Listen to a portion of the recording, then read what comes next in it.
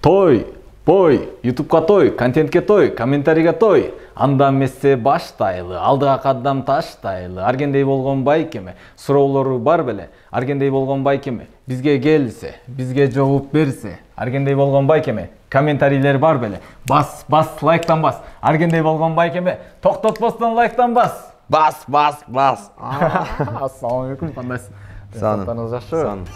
Ассаламу алейкум, биздин Москва шаарында эмгектенип жаткан мекендештер.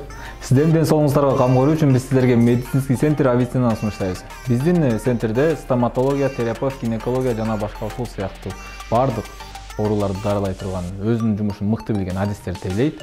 Андыктан бизге кайрылып берсеңиздер болот. Биздин дарек метро Менделеевская, улица Тихвинский бульвар, 9 строена 1. Төмөндөгү номерлерге кайрылсаңыздар болот. Ден соолугуңуздарга кам көрүңүздөр. Ассаламу алейкум, Рысбек Жашасын YouTube каналынын көрүүчүлөрү. Мына ушундай жагымдуу маанайда биз өзүбүздүн маегибизди баштадык. Андыктан биз менен бирге болуңуздар, видеонун аягына чейин калтырбай көрүңүздөр. Бүгүн бизде конокто ушундай өзгөчө талант десек болот. Азыркы учурда тойлордун баарын десем туура болбой калат. Дээрлик 90%-ын алып жаткан учуру Арген Эсенбай уулу байкебиз конокто. Ассаламу алейкум, кандайсыз? Ден соолуктарыңыз жакшыбы? Шүгүр. Кандай келип алдыңыз? Сон. Негизи декабрь айында интервью алайлы дегенбиз, бирок тилекке каршы сиз тойлордон бошобой араң мына 15-январь болуп кичинекей убактыңызды бөлүп келгениңизге чоң рахмат. Суроо башынан болсун, ушул тойдон баштайлы дайым. Азыркы учурда популярдуу болуп, айрыкча жаш бөбөктөрүбүз бардык эле сизге да жиберип жатса керек WhatsApp'тан. Ооба. Аябай популярдуу болуп жатат. Мен негизи эле тааныган жаш балдардын бардык эле той деп ушинтип жырдап калышты да. Ашка той деп эле. Кандай болуп атат негизи сезимдер? Жалт этип жанып кеттиңиз десек да жаңылышпайбыз. Эми сезимдер болсо, биринчиден учурашып алайынчы элим менен. Ассаламу алейкум. Тарыхы кенен, пейили кенен, кыргыз элим, чоң рахмат сиздерге ушундай жакшы сөздөрүңүздөр менен, жакшы колдооңуздар менен колдоп турганыңыздар, биздин кылган эмгегибиз сиздерге жагып атканы бул өтө кубандырат.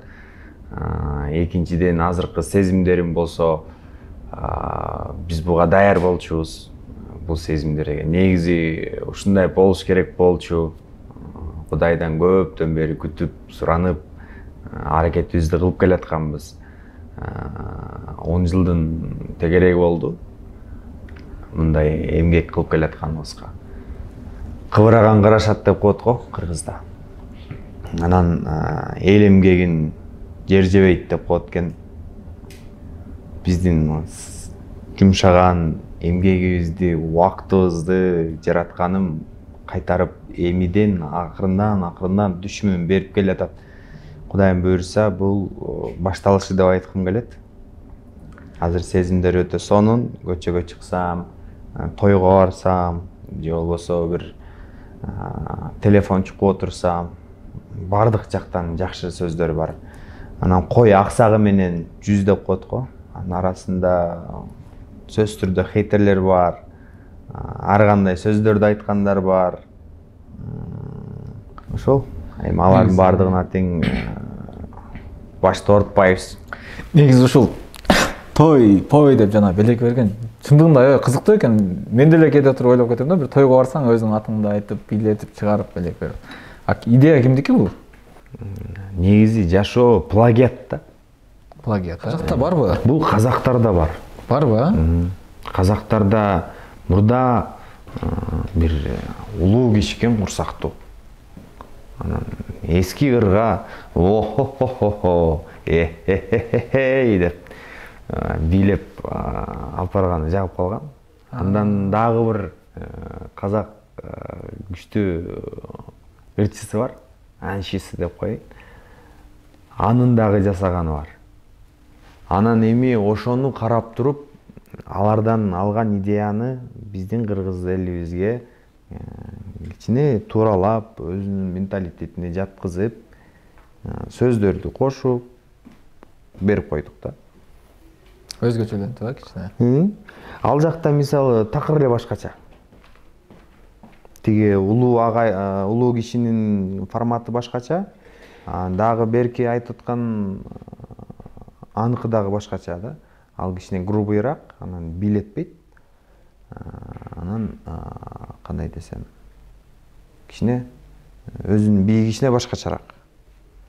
Биздики болсо чыгарып, бийлетип, мактап, жактап, көңүлүн таап, анан белек берип узатабыз. Мисалы башындагы жана сиз башында ырдабадыңызбы, эфирдин башталышында.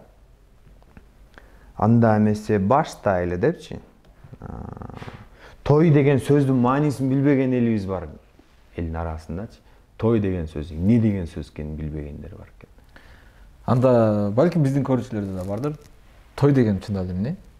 Той деген бул тамакка той, салатка той, ырга той, бийге той, ошол тойго келип тоюп кет деген сөз да. Ошондон чынында айта кетейин, мен да билбейт болчумун да. Той деген бул демек курсагым тойгону, ушул сыяктуу көңүлүң тойгону, туугандар менен баарлашып ошого той. Биздин тоюбузда менин жакшылыгыма келип тоюп кет деген сөз да. Ошону түшүнбөгөндөр бар экен да. Мен ошондон улам баштадым. Бүгүн бизде той, ырга той, бийге той, тамакка той, салатка той. Дагы эми тойдун жүрүшүндө көзүмө эмне илинсе, ошону уйкаштырып кете бересиз. Ошол тойго келгенден кийин атайын акчаңды коротуп, атайын убактыңды бөлүп, мисалы Бишкекте той болсо Оштон бери келет, Казакстандан бери келет. Жөн эле келбейт. Прическасы бар, көйнөгү бар, жол киреси бар, убактысы бар, кошумча конверти бар.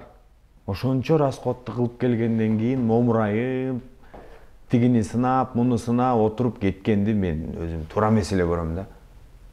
Ошончо келдиби, демек тойлосун, ойносун, ачылсын, чачылсын, туугандар менен баарлашсын, көңүлдөрүн алышсын, жакшы маанай тартуулап бир эс алып кетсин деген кеп да. Негизи кайсыл жерге барбаңыз сизди арген деп таанышабы же той деп таанышат? Негизи кантип таанышып атат сизди? Мындай карап калсаң, бири-бирине чукулап айтып калышат. Ана жана той, салатка той деп калышат. Анан тамада го деп калышат. Арген деп калышат чоңурактары. Басып келип сүрөткө түшкөндөр көп болуп атат, Кудайга шүгүр. Ар түрлүү ош. Тамада, арген, салатка той деп калат, тамакка той деп калат. Чап-чап деп калат. Негизи байкап калдым. TikTokко чыгардыңыз окшойт да, бизге менеджер керек, айлык акысын төлөп берем, ушундай деп. Өзүңүз демек жетишпей жаткансызго заказдарга. Менеджер боюнча сөз болуп калбадыбы? Ал менеджер болуу боюнча сөз болгону туура. Маалымат чыгаргам, менеджер керек дегем. Себеби өзүңүз байкаган турбайсызбы, комментарийлердин астында ар кандай эмелер, сөздөр көп. Анын бардыгына тең өзүм жооп берип отурсам, чалгандардын бардыгына тең өзүм отурсам, телефондо эле отуруп калат экенмин, келечи. Башка жумуштарым өзүнчө бир чыгармачылык, бир ыр жазуу же болбосо башка жумуштар менен иштегенге мүмкүнчүлүк болбой калат экен. Ошондуктан бир менеджерди алып, анан бул жумуштардын баарын ага тапшырып берип, анан өзүм чыгармачылык менен дагы кызыктарыбызды элге тартуулайлы деген кеп да. Эми биз бул нерсеге даяр болчубуз 10 жылдан бери ушул тармактабыз деп калдыңыз. Анан бизге баягы телефондон тааныгандарга айрыкча бул бала болуп кетти деп 10 жыл аркыны билбейт да эч кимсичи. Ал өзүңүзгө эле таандык. Негизи эле айтсаңыз, ушул 10 жыл учурда эми бул 10 жыл деген оңой нерсе эмес, бир ай эмес, бир жума эмес. Койчу арген ушул болду, жумушуң токтотчу, башка эле жумуш кылбайлы, ушундай бир эмелер болду эле, кыйынчылыктар. 10 жыл деген себеби бул күтүш. Мен негизи ойлойм да, 10 жыл деген бул аябай чоң жыл да негизи. Тоскоол болгондорбу жумушуңузга? Менин башында тоскоол болгондор болгон. Аяктагы нерсени баштабай эл катары эле иштечи депчи. Биз деген аппаратура ташып, жардамдашып көп жүрдүк да. Улуу агайлардан көп тамадалар. Мен агайларым, кишилердин аркасынан жүрдүм, ээрчидим кичинекейимден. көп жактарда иштедим да. Бул нерсени мен өзүм билчүмүн ушундай болот экендигин. Мен Кудайдан сурангам. Значит, Кудайым мага берет деген ишенич күчтүү болчу да. Анан ошого аракетибизди кылып бат эле 10 жыл өтүп кетиптир. Буга азыр 10 жыл болуп кетти деп эсептеп карасам, чындыгында 10 жыл болуп кетиптир да. Эми үзүрүн көрө турчу. Көз ачып йумганча көрүшсө. Негизи ушул Instagram баракчаңызды да карап калдым. Режиссер КТРК, журналист, негизи олуттуу жумуштарды кылат экенсиз да. Ачыгын айтканда бул той деген жеңил желпи эмелер кирип калат. Бирок жеңил желпи дегени менен жаштар деле, чоңдор деле мындай көчөдөн кээде тыңшап калам, той деле ушинтип эме ырдап калышты да негизи. Кандай ойлойсуз негизи бул элге азыр ушундай жеңилирээк эле материал керек экен да? Ооба, режиссер болгондон кийин өзүңүз айтып өтпөдүңүзбү? КТРКда 6 жыл иштедим. Андан кийин дагы биздин мамлекеттик кызматтарда иштедим. Режиссер болуп кошумча тамадалыкты кылып аттык бирокчу. Режиссер болгондон кийин элди сезип, элге эмне керек болуп атканын байкап турасың да. Анан оор басырыктуу, маани маңызы катылган, адабий тилге салынган оор материалдарды сиз айтып өткөндөй элдер көп кабыл албайт экен да. Реальный нерсе бул жөнөкөй эле нерсе экен да. Жөнөкөй эле нерсени мен элге айтып койдум. Жөнөкөй нерсе элге керек болуп аткандыгын, бир позитив керек болуп аткандыгын байкап туруп эле ошону айтып койдум. Ошол элге жагып кетти. Анан кичинекей балдарга жагып атканына таң калып атам. Баягы обону деп коебу, мотив. Мындай жеңил го. Жеңил, бат тили да, бат келе ушундай эме да. Ошол нерсе керек болуп эле ошону берип койдук, элге жагып кетти. Бул таң калыштуу да. Негизи тамадалык кылам деп калдыңыз ошол жумуштан сырткары негизи. Той деп жана тойлордо белек бергениңиз канча жылдан бери негизи белек бересиз? Буга бир 9 жылдай болуп калды го дейм. 9 жылдай болуп калды. Ошол 9 жылдан кийин мына жакында баягы Нурлан Аяш атадан кийин чыгып кеттиңиз да сиз. Аябай популярдуу ошондон башталды окшойт негизи, Буну ошо КТРде чогуу иштеген бир байкебиз бар. Азыр башка өйдө көтөрүлүп кеткен. Экөөбүз ойлонуп отуруп, анын тааныштарынын тоюна, бармакпыз. Эмне кылып койсок, бир өзгөчө бирдемке кылбайлыбы, кечки эле обычный кыла бербей деп, еще Токтогулда болчу тойчу. Анан эми Бишкектен бери алып барып атса, бир кызыктуу бир нерсе кылалык деп сөз болуп калды бизде. Анан мындай идея бар, давай мындай кылабыз деп даярданып, ошо биринчи Токтогулдан кылганбыз мунучу. Анан Токтогулдан эми элге кандай өтөт болду экен деп кылып көрдүк, бирок элге жакшы өтүп кетти да, жакты. Андан бери эле уже кылып келатабыз. Элге кандай өтөт экен деп кылдык деп атпайсызбы? Азыр комментарийлерди окусам жалаң эле, мен да ушинтип тойдо, мага да ушинтип белек берсе, ушинтип бийлеп чыксам жакшы болот эле деп ушинтип жазып аттыр да элдерчи. Негизи бул чыкчакты 9 жыл өттү, биз эми билгенибизге бир 5-6 ай болуп калды бул нерсенин. Ошол убакка чейин кабыл албаган элдер да болду, койчу депчи. Каршы болгондор ушу күнгө чейин болгон эмес. Бул негизи чыгып келгенден бери болду эле, болгон, бирок мен атын айтпай эле коеюн. Биздин эми чоңдордун десем туура болот го. Бирөөнүн көзүнчө өзүн көрсөткүсү келген, мактангысы келген, өзүнүн кыйын экендигин элге айткысы келген бир сезим орноп калыптыр да. Ошол учурда мага бир Кыргыз Республикасынын эмгек сиңирген артисти, улуу эле киши, баарыбыз аны жакшы көрүп сыйлайбыз. Бирок ошол кишиден бир жолу уктум мен. Ушу кантип болсун дегенчи. Андан башка эч кимден уккан жок. Анан ушул Бактияр Токторов агабыздын айтып кеткени бар эле, баягы буй деген да ушундай бир Алла таалам себепчи кылып, ушул жерде себепчи кылып мага үй алып берди, машина алып берди. Жөнөкөй эле мындай ойлоп кеткен эмесмин дейт да, популярдуу болуп кетет депчи. Ошонун сыңарындай негизи той деле сизге аябай жакшы киреш алып келип жаткан чак окшойт. Канча акча таптыңыз деген суроо болуп атат да. Сыр болбосо айына канча таап атасыз? Бул негизи чыгармачылык деген өзү ушундай турбайбы? Сенин шоу бизнес деп коет го. Бир шоу жасайсың, ойлоносуң, толгоносуң, тигиндей жасап көрөсүң, мындай жасап көрөсүң, анан ошонун 10 жасасаң бирөөсү элге жагышы мүмкүн да. Анан жана сиздин канча акча таап атасың деген сурооңузга Кудайга шүгүр. Бирок бул чыкканга чейин Кудай мени жакшы сынады да.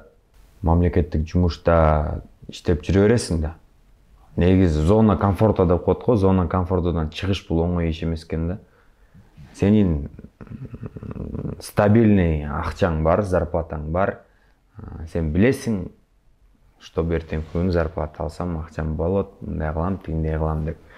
А бирок жумушту токтотуп туруп башка бир жумушка өтүп, ошол эле учурда сен аны билбейсиң го, эртең кандай болот, акча табамбы же таппай калып, үй бүлөм ачка калабы деген коркунучтар бар. Анан тигиндей жасап көрдүм, мындай жасап көрдүм, көп тармактагы бизнестерди кылып көрдүм. Такыр болбой атты. Акыркы бир канча десем, былтыр ушул учурда үйдө жаткамда депрессия болуп. 1 жыл мурда. Ооба. 1 жылга жете элек го. 8 ай болуп калды.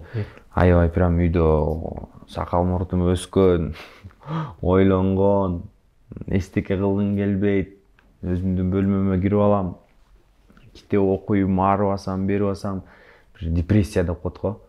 Ошондойдо жүрдүм. Мойнумдагы былчыган суммадагы карыз бар. Тияктан, бияктан. Ошол учурда көрдүм мен жакын кичинекейинде чоңойгон. Мен ушул менин жакыным деп эсептеп жүргөндөрдөн карызга бир 100 000 сом эле. Ошону сурап айткан убагымда бере албай кичине кечигип калсам, катуу сөз айтты да. Ойлонуп калдым ошондон кийин. Эч кимге ишенип болбойт экен. Демек, жоопкерчиликти өзүм алайын. Пахать депчи. Ал бир тууганым эме деп айтты. Катышпасаң, эне сурайын, катышпай эле кой. Акчаны Кайтарып берип кой. Деп 3-4 күн кечигип калган учурда ошондой болду да. Макул агам. Маселе эмес. Айдап жүргөн машинамды ломбардка койсом дагы акчаңды алып барып берейин, бирок 100 000 сом үчүн мынчалыкка чейин кетүүнүн кажети жок болчу, мейли эми дедим дагы. Анан болгон нерселерди алып барып берип жаап, анан ойлондум да.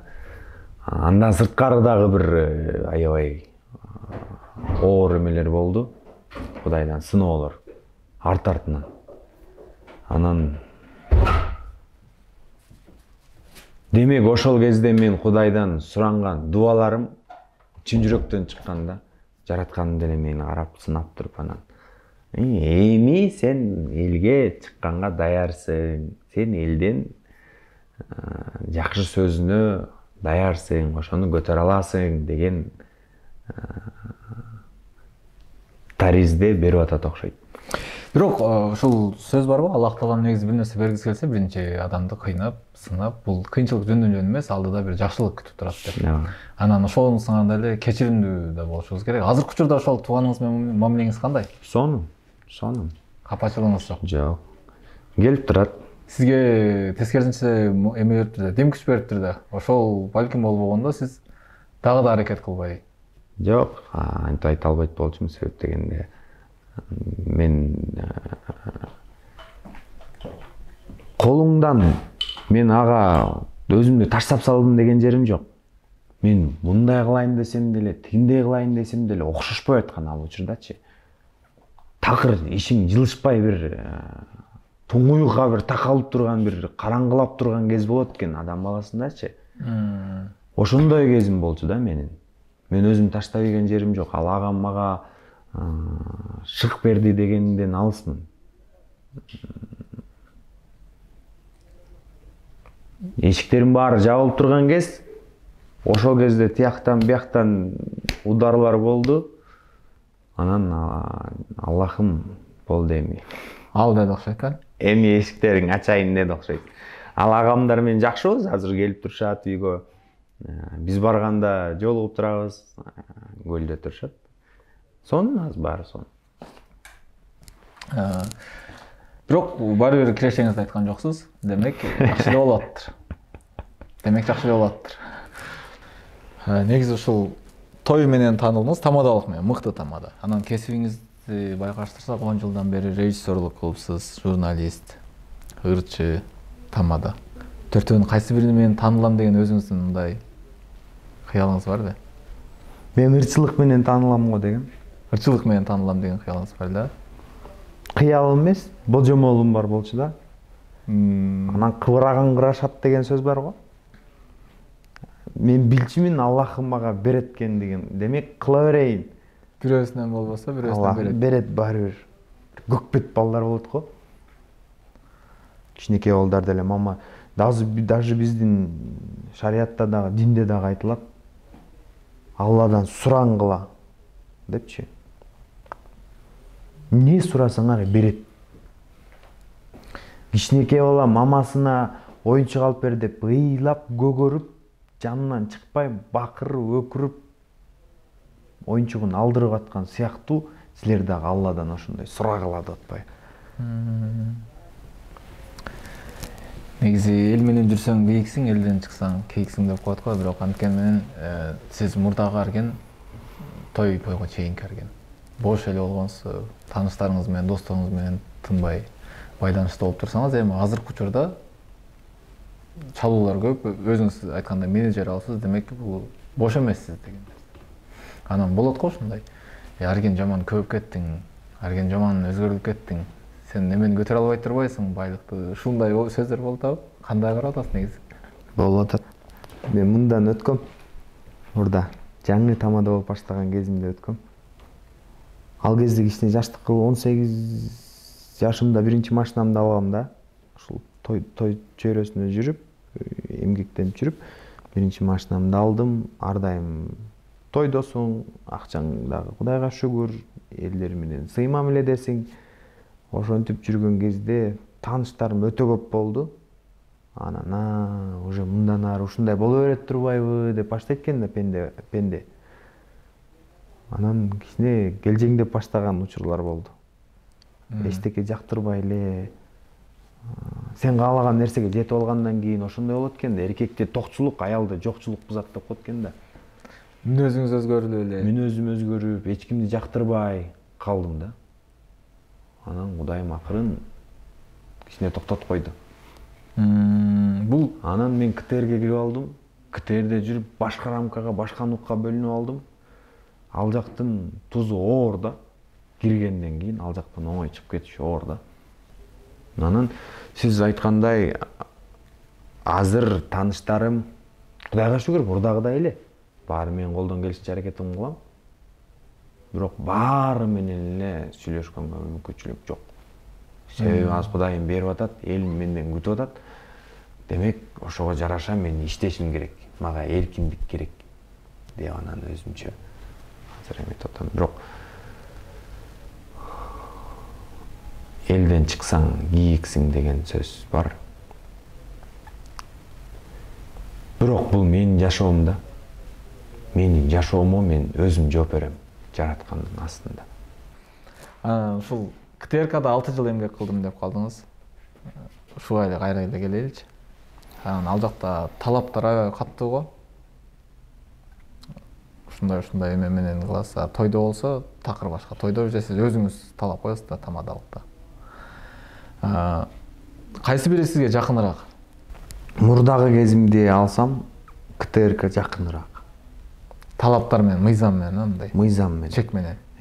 Сага баарын даярдап берет. Сен ал жерден жоопкерчилик албайсың. Айтканын кыласың, болду. Момчада тамак ичесиң, момчада жумушка келесиң, мооларды кыласың, болду. Өзүң кыйналбайсың да. Кантип акча табам, кандай кылам, эмне кылам. Сен үчүн баары кыйналып уже түзүп коюшкан. Бирок ошого жараша акчаңды да азыраак аласың. Тамадалык болгондон кийин жоопкерчиликти чоң аласың өзүңө. Ошол жакта отурган 400 кишинин көңүлүн алыш, көңүлүн табыш, баарына бирдей жагыш бул өтө толгонууну талап кылат да. Бирок ошого жараша кичине тыйының көбүрөөк. Тойлорго ставка канча? Эң мындай главный жери аябай Ошко келесиңби, Нарынга келесиңби, Таласка келесиңби дегенде суроолор го жалаң эле. Канча Москвага келесиңби дегендер да бар экен. Дубайга да чыкып. Ошолорго алдың ала эмесин берип коелучу жообун. Эми муну азыр бул жерде мынча деп айтуу мүмкүн эмес да. Канчадан канчага чейин? Бекерден 500гө чейин. Бекерден $500 чейин. Бир тойду баштан аяк өзүңүз алып барып бергенсиз, Анан жанагындай айттыңыз го өзүңүз. Кыскача барып эле башка тамада алып барып атса, сиз жана тоюп ойдурдаганыңыз канча? Бул суроодон мындайдан буйта өтүп кеткенмин, бирок мага ошол жакта сиз бешарген эмессиз да. Сиз мисалы үчүн бир күндө бир целый тойго алып баргандан көрө 5 тойго бирөө чакырса, эң кызыктуу жерине чакырат да зато баягы. Каймагы деп коебу? Керектүү жерине. Каймагы канча? Ал эми бир 8000 сомдон үйдө кетет да. Дагы сүйлөшсө болот. Ооба да. Эми бул жерде мындай протокол жок да. Мынча кылыш керек, андан ылдый болбойт дегенчи. Мен бааны азыр так кесе айта албай атканым себеби ошол болуп атпайбы. Мисалы, Бишкектин ичинде башка сумма. Кичине арыраак жол жака чыга турган болсо, кичине башкачараак. Себеби барган келген мен деле Ошко аябай баргым келет. Оштун эли укмуштуудай сонун отурушат. Тим эле ачылып отурушат да. Бийлеп, ырдап, тим эле мындай колдоп коштоп отурушат. Мен аябай баргым келет. Бирок жолдун алыстыгы Жалал Абадка да мурда көп барчумун, азыр кичине мүмкүнчүлүгүм болбой атат. Аякка да көп баргым келет. Аяктыкы да сонун отурушат. Мага жагат да. Тойдун ээси, коноктор өздөрү ошо тойго келип, тим эле жыргап, ойноп атса, ошончолук болушунча ачылгым келет. Жаман жагып атат мага. Жагып атпайбы, өзү ушундай, мындай менин каналымды көрбөдүңүзбү? Бүт комфортный да, мындай ачылат негизичи. Акырын сууруй берет турбайсызбы иштегин бар. Ассаламу алейкум, биздин Москва шаарында эмгектенип жаткан мекендештер. Сиздердин ден соолугуңуздарга кам көрүү үчүн биз сиздерге медицинский центр Авиценнаны сунуштайбыз. Биздин центрде стоматология, терапевт, гинекология жана башка ушул сыяктуу бардык ооруларды дарылай турган, өзүнүн жумушун мыкты билген адистер тейлейт. Андыктан бизге кайрылып берсеңиздер болот. Биздин дарек метро Менделеевская, улица Тихвинский бульвар, 9, строение 1. Төмөндөгү номерлерге кайрылсаңыздар болот. Ден соолугуңуздарга кам көрүңүздөр. Анда той-пой ушуну менен бул теманы жабайлы. Андан сырткары өзүңүзгө келсек, өзүңүз жеке жашооңуз, кайсыл жердин кулунусуз, кайсыл жердин жигитисиз, бойдоксузбу, үй бүлөсүзбү, үй бүлөңүз тууралуу айтып берсеңиз болот. Мен кыргыздын баласымын. Бишкек шаарында төрөлгөм. Орто мектепти бүткөнгө чейин 5 мектепте окугам. Ошол эле Бишкекте дагы и Көлдө дагы. Каракол шаарында, Ак Суу районунун Ак Булуң деген айылында окуп жүрүп бүткөм. Демек, кыргыздын баласымын. Көлдө окугам, бирок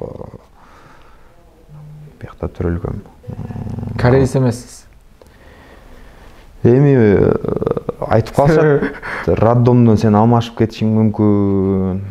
Себеп дегенде бизде мындай көз ичкелер жок болчу депчи. Өзүмчүлсүзбү жашоодо? Өзүмчүл эмесмин. Десем болот. Мен өзүмчүлмүн үй бүлөмө келгенде. Мен жана кичинекеймен кагылып согулуп калдым да. Өзүмдүн мамам, карындаштарым эч нерседен көз каранды муктаж болбош керек деген менде принцип бар да. Кагылып согулуп калдым деп калдыңыз, ушул кайтсак канча жыл мурда эмне болду эле? 1 жаш 5 айымда мен атабыз башка турмушта, апабыз менен биз тайларыбызда болуп калдык. Менден кийинки карындашым менен. Мамам жалгыз бизди өстүрдү. Жана 9 жылдын ичинде 5 мектепти которгонумдун дагы себеби ошол да. Мамам байкуш жалгыз үчөөбүздү бакты. Азыр эркек башы менен кара башын бага албаган эркектер жок эмес да. Бирок мамам эч нерседен кем кылбай бакты биздичи. Анан ар кайсы жакта жүргөндөн кийин эненин ата-эненин канатында жүргөн башка, көчөдө жүргөн кичине башкачараак да. Мен ошолордун баарын басып өткөндөн кийин ата-энеме, апама, карындаштарыма азыр баарына даярмын да алар үчүн. Азыр атаңыз менен мамилеңиз кандай? Азыр атабыз менен мамилени колдон келишинче аракет кылам, жакшы мамиле курганга. Иә. Карым-катнаштасыз. Болуп турат, ооба. Сүйлөшүп турам. Ал кишинин өзүнүн үй бүлөсү бар. Мен чалып турам, ала-кабалын сурап турам. Ата-энеңдин ыраазычылыгын алмайынча бейиштин жытын жыттабайсың деген сөз бар да. Ошол үчүн, Алланын ыраазычылыгы үчүн, Алладан коркконум үчүн. Так мен андай жолго барбайт болчумун да. Кудайдан коркконумдан ала-кабалын сурап, сүйлөшүп турам. Чоң рахмат Арген байке. Вактыңызды бөлүп келип бергениңизге. Мен ойлойм аябай таасирдүү. Кудай калса мындай тойду себепчи болуп кирип өзүнө пайдалуу нерселерди алды биздин көрөрмандар. Биз менен болгонуңуздарга чоң рахмат. Биздин каналга катталганды унутпаңыздар. Астына өзүңүздөрдүн оюңуздарды билдиргенди унутпаңыздар. Ооба, Арген Тамада деген Инстаграмга жазылып, ТикТокко жазылып, Ютубка жазылып, комментарийлерди бул жака жакшы жазыңыздар. Себеп дегенде мени декабрдын башынан бери тешип, чалып, чакырып атты. Башка жака интервью бербей атам эле, сиздерге келип атам. Ишиңиздерге ийгиликтүү болсун. Бизден кетсе кечиргиле. Кудайым буйрса, жакшы жаңылыктар менен бөлүшүп туралык. Чоң рахмат.